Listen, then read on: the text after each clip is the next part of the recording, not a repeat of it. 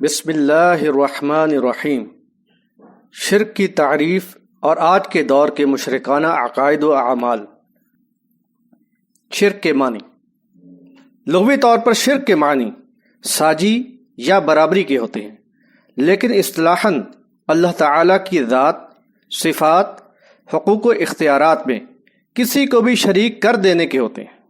مثلاً کوئی یہ کہے کہ جو کام اللہ تعالیٰ کرتا ہے وہ دوسرا بھی کر لیتا ہے، اللہ تعالیٰ اس بات کا اختیار رکھتا ہے اور کوئی دوسرا بھی اس کا اختیار رکھتا ہے۔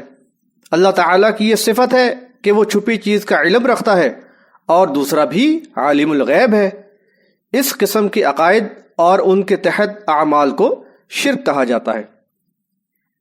اللہ تعالیٰ فرماتا ہے اعوذ باللہ من الشیطان الرجیم ان اللہ لا یغفر ان یشرک به ویغفر ما دون ذلك لمن یشاء ومن یشرک باللہ فقد افترى اثما عظیما۔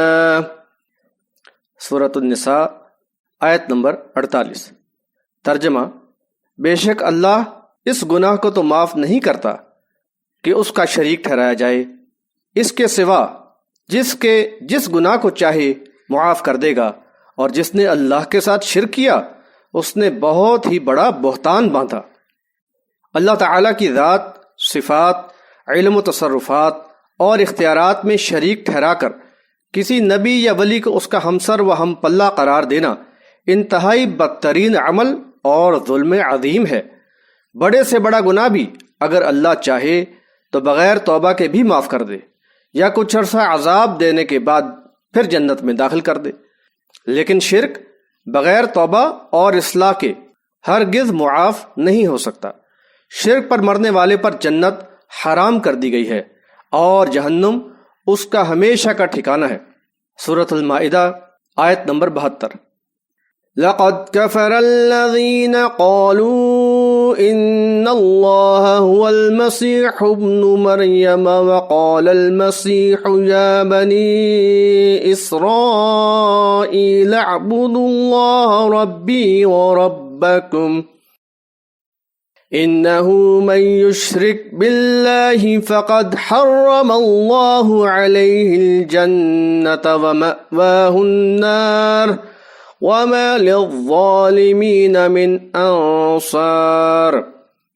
ترجمہ: ان لوگوں نے یقیناً کفر کیا جنہوں نے کہا کہ مسیح ابن مریم ہی اللہ ہے، حالانکہ مسیح علیہ السلام نے کہا تھا اے بنی اسرائیل، اللہ کی عبادت کرو جو میرا بھی رب ہے اور تمہارا بھی رب۔ حقیقت یہ ہے کہ جس کسی نے اللہ کے ساتھ شرک کیا تو اللہ نے اس پر جنت حرام کر دی ہے اور اس کا ٹھکانہ جہنم ہوگا اور ظالموں کا کوئی مددگار نہ ہوگا۔ بات بالکل واضح ہے کہ شرک کرنے والے پر جنت ابدی طور پر حرام اور اس کا ہمیشہ کا ٹھکانہ جہنم ہے۔ آخرت کی اس زندگی میں جہاں موت نام کی کوئی چیز نہ ہوگی، شرک کرنے والا ہمیشہ کے لیے جہنم میں ہی جلتا رہے گا۔ ذرا تصور کریں وہ زندگی کہ جس میں ہزاروں سال گزر جائیں، لاکھوں اور کروڑوں سال ہی نہیں اربہا سال گزر جائیں گے، لیکن موت نہ آئے گی، تو اس مشرک کا کیا حال ہوگا؟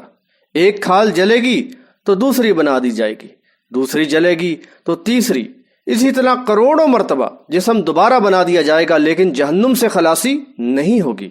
اب ہم دوبارہ سورۃ النساء کی طرف آتے ہیں۔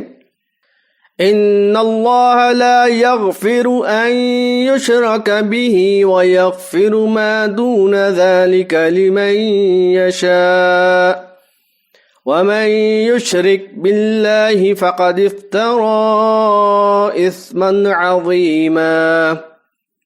ترجمہ: بے شک اللہ اس گناہ کو تو معاف نہیں کرتا کہ اس کا شریک ٹھہرایا جائے، اس کے سوا جس گناہ کو چاہے گا معاف کر دے گا، اور جس نے اللہ کے ساتھ شرک کیا اس نے بہت ہی بڑا بہتان باندھا۔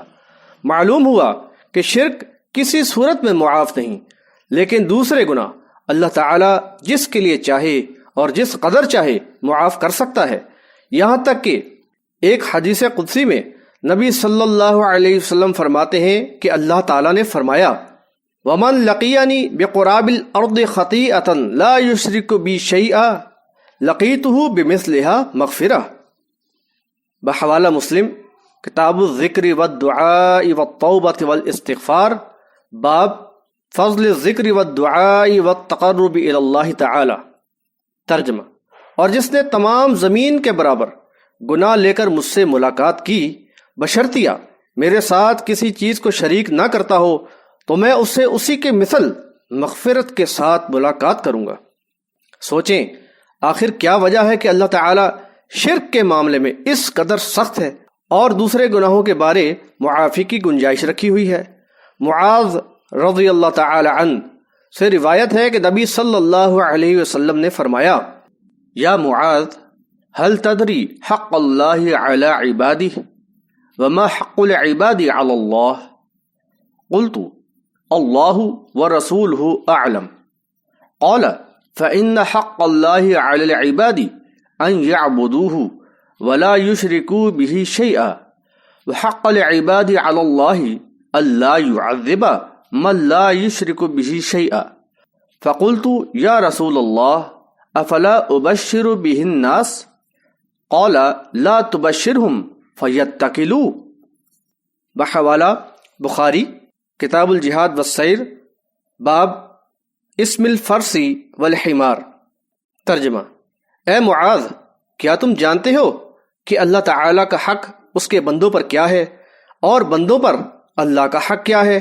میں نے عرض کیا کہ اللہ اور اس کا رسول ہی خوب جانتا ہے۔ فرمایا اللہ کا حق بندوں پر یہ ہے کہ اس کی عبادت کریں اور اس کے ساتھ کسی کو شریک نہ کریں، اور بندوں کا حق اللہ پر یہ ہے کہ جو شخص اس کے ساتھ شرک نہ کرتا ہو اس کو عذاب نہ دے۔ میں نے عرض کیا میں اس بات کی لوگوں کو بشارت دے دیتا؟ فرمایا نہیں، ورنہ وہ اسی پر بھروسہ کر لیں گے۔ کیا اللہ تعالیٰ اپنا حق معاف فرما دے گا؟ نہیں، ہرگز نہیں۔ اللہ کا حق یہی ہے کہ اس کے ساتھ کسی کو شریک نہ کیا جائے۔ یہی وجہ ہے کہ مالک شرک کو معاف نہیں کرے گا اور دوسرے گناہ جس کے لیے جتنا چاہے معاف کر دے گا۔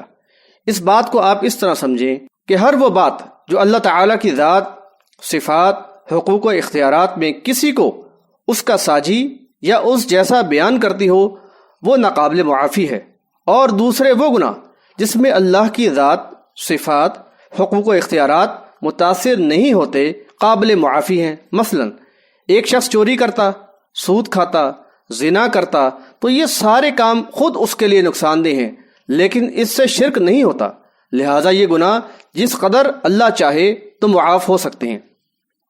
اس کے برعکس ایک شخص اللہ کے علاوہ اس کے کسی بندے کو غوث الاعظم یعنی کائنات میں سب سے بڑا پکارے سننے والا کہتا ہے تو یہ صرف اللہ کی صفت ہے۔ اس نے اللہ کی اس صفت میں اس کے بندے ہی کو شریک کر ڈالا، اس طرح یہ شرکیہ کام ہو گیا۔ اللہ تعالیٰ ہی اپنی تمام مخلوق کو ہر قسم کی ضرورت کی چیزیں مہیا کرتا ہے، جسے عربی میں الوہاب یعنی دینے والا کہتے ہیں۔ اب کوئی بندہ کسی فوت شدہ انسان کو داتا یعنی دینے والا کہے اور سمجھے اور اس عقیدے کے تحت اس کے مزار پر حاضری دے، اس سے دعا کرے، تو یہ اللہ کی صفت جیسا بنا دینا ہو گیا۔ ایسے عمل کے بعد اگر وہ بغیر توبہ مر گیا تو اس پر جنت ہمیشہ کے لیے حرام ہے۔ موجودہ دور میں یہ امت شرک کی مختلف اقسام میں ملوث ہے۔ یہاں ہم شرک کی چند صورتوں کو بیان کر رہے ہیں تاکہ ہر کلمہ گو شرک جیسی گمراہی سے اپنے آپ کو محفوظ رکھ سکے۔ انشاءاللہ جلد اس کی تفصیل بھی بیان کر دی جائے گی۔ مثلا اللہ تعالیٰ کے علاوہ دوسرے فوت شدہ افراد سے دعائیں مانگنا، قبروں پر جا کر نظر و نیاز تقسیم کرنا اور وہاں منتیں ماننا، مزاروں پر شیرینی تقسیم کرنا یا چڑھاوے چڑھانا، قبروں یا آستانوں کے پاس جانور ذبح کرنا، قبروں کا طواف کرنا یا پیشانیاں ٹیکنا اور رکوع کی حالت میں جھکنا، قبروں کی طرف منہ کر کے صلاۃ ادا کرنا یا سجدہ کرنا، قبروں کی طرف ثواب اور تبرک کی نیت سے سفر کرنا، غیر اللہ سے مدد مانگنا جیسے یا رسول صلی اللہ علیہ وسلم مدد، یا علی مدد، یا غوث المدد وغیرہ کے نعرے، بیماری یا مصیبت سے بچنے کے لیے کڑا پہننا، دھاگا و تعویذ لٹکانا، امام ضامن باندھنا، مخصوص پتھروں کی انگوٹھی پہننا، گاڑی کی حفاظت کے لیے بچے کی پرانی جوتی لٹکا لینا، گھر کی حفاظت کے لیے گائے کے سینگ لگا لینا، پرندوں یا آدمیوں سے فال لینا، جادو کے ذریعے دوسروں کو نقصان پہنچانے کی کوشش کرنا، نجومیوں کے پاس جا کر اپنی قسمت معلوم کروانا اور ان کی تصدیق کرنا، علم نجوم سے زمین حوادثات کی خبریں دینا، ستاروں کے ذریعہ بارش طلب کرنا، جانوروں کو غیر اللہ کے نام پر چھوڑ دینا، قرآن و سنت کے مخالف امور میں اپنے فرقے کے مولوی و مفتیوں کی اطاعت اس نیت سے کرنا کہ یہ جائز ہے، اللہ کے دین اسلام کو چھوڑ کر لوگوں کے بنائے ہوئے نظام و مذاہب اختیار کرنا، اللہ کے دین اسلام کے نام پر بنے ہوئے فرقوں اور گروہوں سے تعلق رکھنا وغیرہ وغیرہ۔ یہ سارے معاملات مشرکانہ ہیں۔ وہ لوگ جو اپنی آخرت کے لیے فکر مند ہیں وہ عین اسی لمحے اللہ سے توبہ کریں اور اپنی اصلاح کر لیں، کیونکہ نہ جانے کس لمحے ہمیں موت آ جائے۔